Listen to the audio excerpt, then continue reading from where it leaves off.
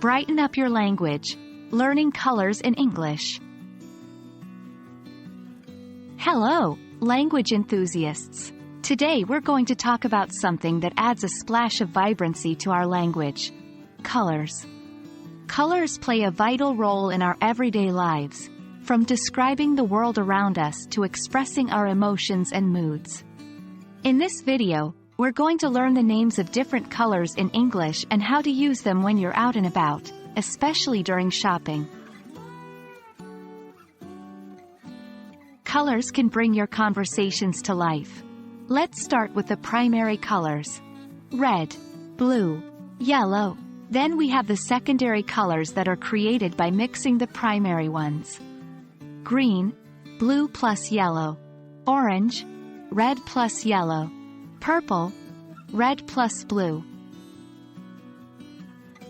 Now, let's add some more shades to our palette: black, white, pink, brown, gray.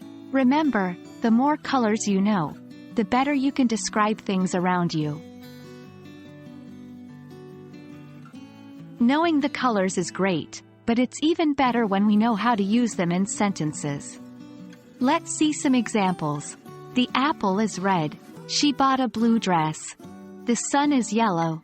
The color generally comes before the noun it is describing. Sometimes, basic colors are not enough to describe an object accurately. There are various shades and tints we can use for better descriptions. Light. Use it before a color to indicate a paler version. For example, light blue, light green. Dark. Use it before a color to indicate a more intense version. For example, dark red, dark brown. Certain colors have specific names for their shades, like navy blue, a very dark blue, mint green, a light green. There you go. We've just added a rainbow of words to your English vocabulary. Remember, practicing these color words while you're out shopping or even just looking around your house can be a great way to reinforce your learning. We hope this video has been colorful and enlightening.